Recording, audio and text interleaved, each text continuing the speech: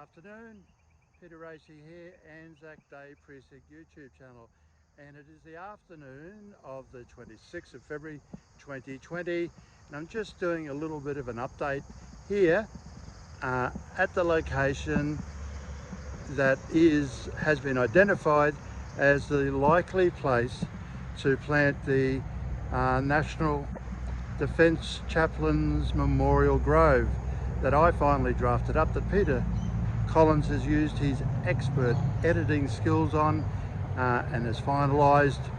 And so these few clips are here to further that narrative, but also to be a little bit of an update for Liz and David in Hexham. Let's move on. So, as you can see, I've actually completed the first collection from my good self for Peter, and that'll get posted off tomorrow.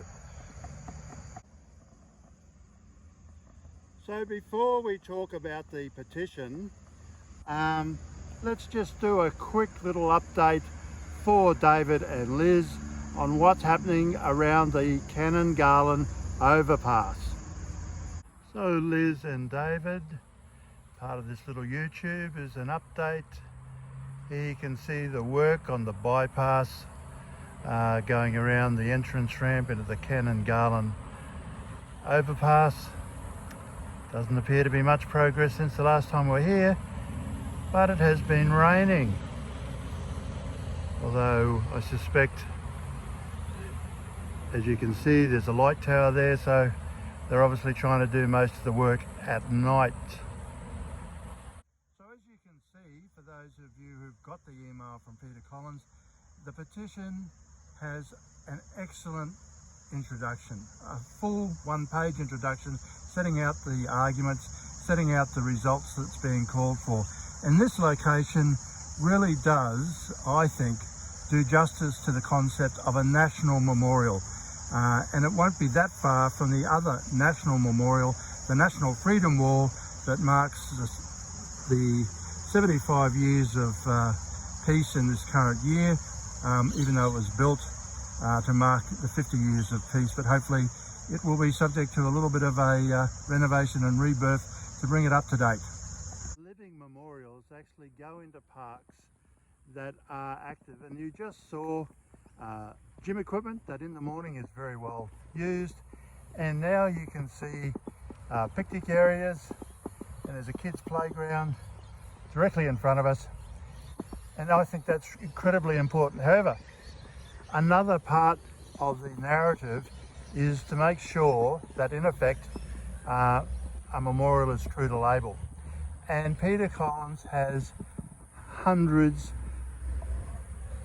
and hundreds of chaplains and padres and ministers who have performed an invaluable service to the Defence Forces over the years, and now that includes all face right across the broad spectrum that are in the Australian society. But what I wanted to touch upon was another chaplain from World War I, the Reverend William Maitland Woods, and what an incredible narrative and story he has that Peter has collected and documented. Well worth looking at the attached email that will come out with this YouTube. So let's move on now to see what else is occurring in this Mount Coot-tha precinct. So as you can see on the bottom of the petition that Peter Collins has prepared, there is a return address. So please have your petitions completed and sent back to Peter. And if postage is any drama, simply print it out, get the signatures, scan and email back to Peter. Now, in this last part of this YouTube, we're just going to talk a little bit about some of the new entrance portal signage that's going up right around the base and the top of Mount Coot-tha. Beautiful stone work, and there's one here right in front of us, and there's one you can see up that way, but they are at the entrances to all of these small parks that form the Mount Coot-tha precinct. And I can see, you probably can't, but there is a bit of metalwork at the top where obviously signage will slip into, and I'm assuming hang down. So David and Liz, everything is still powering on in this precinct. It is really going to be something of a tourist attraction in a major way for Brisbane. Thank you and good afternoon.